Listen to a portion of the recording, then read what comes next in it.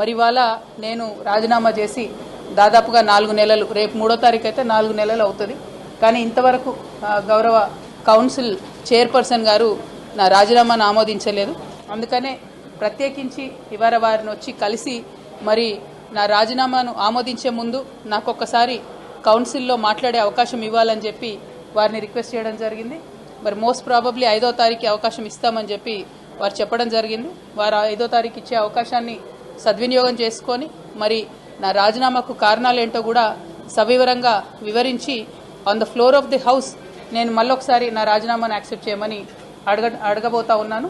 So ఈ విషయాన్ని తెలంగాణ ప్రజలందరికీ తెలియజేస్తూ ఉన్నాను. పార్లమెంటరీ ప్రాక్టీసెస్ కానీ మనము ఫాలో అవ్వాల్సినటువంటి ప్రొసీజర్స్ కానీ కరెక్ట్గా ఫాలో అయితే బాగుంటుంది. అందుకనే ఆ రోజు అవకాశం తీసుకొని మాట్లాడి నా రాజీనామా కారణాలు కూడా వివరిస్తానని ఈ సందర్భంగా మీ అందరికీ తెలియజేస్తూ ఉన్నాను. ఎట్ ద సేమ్ టైం నిన్న ఈరోజు రాష్ట్రంలో జరుగుతున్నటువంటి రాజకీయాలన్నింటినీ కూడా, పరిణామాలన్నింటినీ కూడా మనం చూస్తూ ఉన్నాం. మరి ప్రత్యేకించి ఈ మధ్యనే నేను పాలమూరు జిల్లాకు కూడా మరి పర్యటనకు వెళ్ళడం జరిగింది. 10 ఏళ్ల బీఆర్ఎస్, 2 ఏళ్ల కాంగ్రెస్లో కూడా పాలమూరు రంగారెడ్డి ప్రాజెక్ట్ అనేటటువంటిది 1 ఎకరానికి కూడా నీళ్లు ఇవ్వలేకపోయినటువంటి మాట 100% వాస్తవం.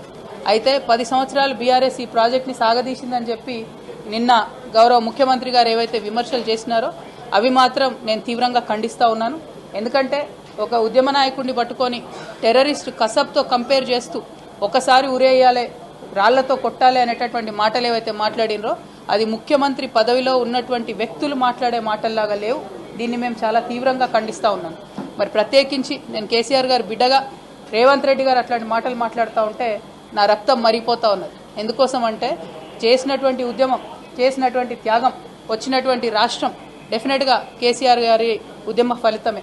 మరి వాళ్ళు అదే రాష్ట్రానికి ముఖ్యమంత్రి అయినటువంటి వ్యక్తి కేసీఆర్ గారి చిత్తశుద్ధిని శంకిస్తూ ఉంటే నేను రిక్వెస్ట్ చేస్తూ ఉన్నాను, కేసీఆర్ గారే డైరెక్ట్గా హౌస్కి వచ్చి మరి ఇటువంటి ఆరోపణలు చేసేటటువంటి వాళ్ళ నోర్లన్నీ మూతపడేలాగా చేయాలి. ఎందుకంటే సోర్స్ జూరాల నుంచి శ్రీశైలం ఎందుకు మార్చిరు అనేది కేసీఆర్ గారికే బాగా తెలిసి ఉంటుంది. అట్లా కాకుండా ఈ బబుల్ షూటర్స్గా చెప్పుకునేటటువంటి వాళ్లకు డిప్యూటీ ఫ్లోర్ లీడర్ పదవులు ఇచ్చి మరి వారితోని జవాబు చెప్పిద్దామంటే ప్రజలకైతే విషయం అర్థం కాదు, మ్యాటర్ పోదు. మరి బబుల్ షూటర్ల వల్లనే ఈ ట్రబుల్ అంతా వచ్చింది. ఈ బబుల్ షూటర్ల వల్లనే మొదటి ప్యాకేజ్ దెబ్బపడ్డది. ఈ బబుల్ షూటర్ వల్లనే పాలమూరు రంగారెడ్డి లాంటి ప్రాజెక్టులు చాలా పెద్ద ఎత్తున ఇబ్బంది పడ్డాయి. మళ్ళా వాళ్ళకే పెత్తనం ఇచ్చి, వాళ్ళకే డిప్యూటీ లీడర్లు ఇచ్చి మరి అసెంబ్లీకి కేసీఆర్ గారు రాకపోతే మాత్రం బీఆర్ఎస్ పార్టీని ఆ భగవంతుడు కూడా కాపాడలేడు. In the interest of the people of Telangana KCR గారు వస్తే బాగుంది. ఎందుకు మాటలు పడాలి? తెలంగాణ ఉద్యమంతో సంబంధం లేనటువంటి వ్యక్తులు, ఏదో అనుకోకుండా అందలం ఎక్కినటువంటి వ్యక్తులతోని కేసీఆర్ గారు మాటలు పడే అగత్యం రాకూడదని ఒక బిడ్డగా నేను చెప్తా ఉన్నాను. అది పక్కన పెడితే రాజకీయంగా ఈ 2 సంవత్సరాల్లో అధికారంలో కాంగ్రెస్ కూడా 1 ఎకరానికి కూడా పాలమూరులో అదనంగా నీళ్ళు ఇవ్వలేదు. ముఖ్యమంత్రి గారు నిన్న ప్రెస్ మీట్ పెట్టి చాలా మాటలు మాట్లాడినరు, చాలా ప్రగల్భాలు పలికినరు.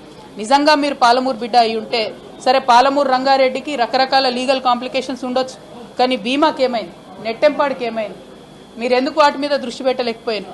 అదేవిధంగా తుమ్మిళ్ళకి ఏమైంది, కల్వకుర్తికి ఏమైంది? ఇవాళ మొత్తం ఫుల్ వాటర్ వస్తూ ఉన్నాయా? కల్వకుర్తిలో 2 మోటార్లు రిపేర్ ఉంటే ఇంతవరకు ఎందుకు రేవంత్ రెడ్డి గారు 1 అడుగు ముందుకేసి 1 రూపాయి దానికి ఇవ్వలేదు? బీమా హాఫ్ కెపాసిటీకి ఇవాళ సప్లై చేస్తూ ఉంటే ఎందుకోసం ముఖ్యమంత్రి గారు దాని మీద మాట్లాడతలేరు? నెట్టెంపాడు మేము డైరెక్ట్గా రిజర్వాయర్లు అన్నీ చూసి వచ్చినాం. 4 టీఎంసీ రిజర్వాయర్ అన్న కాడ 2 టీఎంసీ కూడా నీళ్లు లేవు.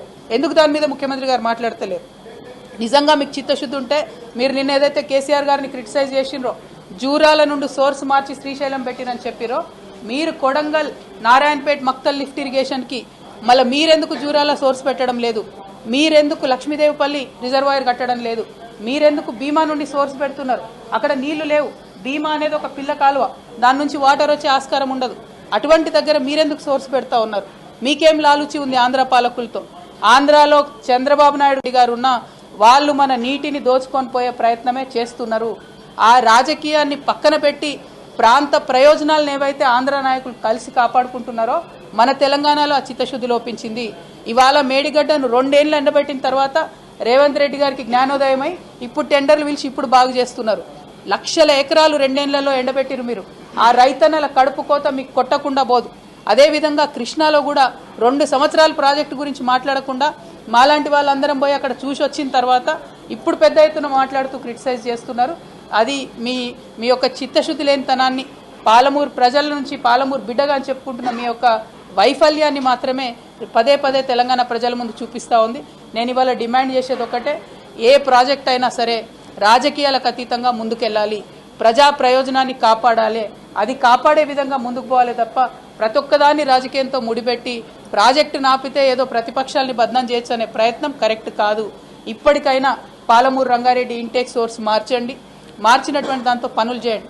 అయినా ఒక్క మాట నేను అడుగుతా ఉన్న తెలంగాణ ప్రజలు కూడా గట్టిగా ఆలోచన చేసుకోవాలి. ముఖ్యమంత్రి గారు ఒక మాట చెప్పారు, నిన్న పాలమూరు రంగారెడ్డి మీద మొత్తం ఎన్జీటీ స్టే ఇచ్చిందని చెప్పారు. రాయలసీమ లిఫ్ట్ ఇరిగేషన్ మీద స్టే లేదా అండి? వాళ్ళు పనులు చేసుకోలేదా వాళ్ళ భూభాగంలో? పోతిరెడ్డిపాడు మీద స్టే లేకుండానా? వాళ్ళు పనులు చేసుకోలేదా వాళ్ళ భూభాగంలో? మరి మీరు 2 సంవత్సరాల నుంచి 27,000 ల్యాండ్ అక్వైర్ అయి ఉంటే కూడా ఒక్క కాలువ కూడా ఎందుకు తవ్వలేదు?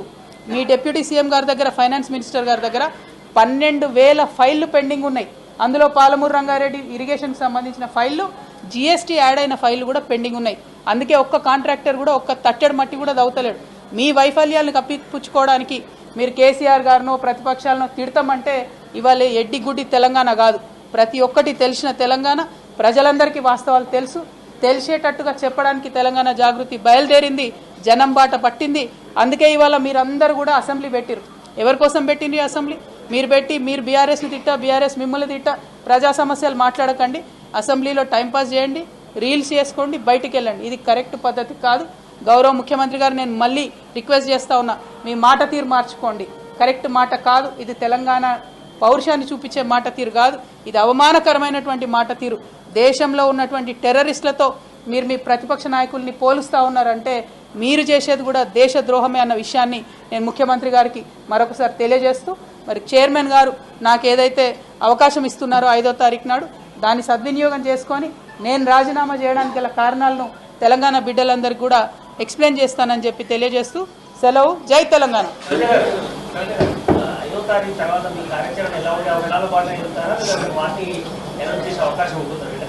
జాగృతి జనంబాట కార్యక్రమం ఫిబ్రవరి 20వ తారీఖు వరకు కూడా కొనసాగుతుంది. ఇంకా మొన్న 1-2 జిల్లాలు ఏవో క్యాన్సిల్ అయినాయి, వాటిని కూడా ముందు రీషెడ్యూల్ చేసి పెట్టుకుంటాం. ఓవరాల్గా 33 జిల్లాలు తిరిగిన తర్వాత ఆయా జిల్లాల్లో ఈ 12 ఏళ్లలో ఏం అభివృద్ధి అయింది, ఆయా జిల్లాల ప్రజలు ఏమేం కోరుకుంటున్నారనే విషయాన్ని మేము కూలంకుషంగా అర్థం చేసుకున్న తర్వాత మా కార్యాచరణ ప్రకటిస్తాం. ఒక్క మాట మాత్రం మళ్ళీ చెప్తా ఉన్నాను, వచ్చే అసెంబ్లీ ఎన్నికలలో తెలంగాణ జాగృతి ఒక ప్రజాశక్తిగా ఉంటుంది, పోటీ చేస్తుంది. దానికి ఉండే సాంకేతిక పరమైనటువంటి అంశాలు, టైం లైను, రకరకాల విషయాలన్నీ కూడా టైంని బట్టి అనౌన్స్ చేస్తాం. బట్ అల్టిమేట్ లక్ష్యం ఒకటే, తెలంగాణ ప్రజల గొంతుకై మాట్లాడేటటువంటి వాళ్ళు ఒకరు ఉండాలి. మేము సగం జిల్లాలు తిరిగినాం ఇప్పటికి తెలంగాణలో. ఎక్కడ సమస్య వచ్చినా మాట్లాడితే ఆ సమస్యలు తక్షణమే పరిష్కారం అవుతూ ఉన్నాయి. ఒకరెవరైనా అడిగేటోళ్ళు ఉంటేనే ముందడుగు పడుతుందనే విషయం సుస్పష్టంగా మాకు తెలుస్తూ ఉంది. కాబట్టి ఆ పాత్రను మేము పోషిస్తాం, బలంగా ప్రజల పక్షాన్ని నిలబడి మాట్లాడతాం, ప్రభుత్వాన్ని ప్రశ్నిస్తాం.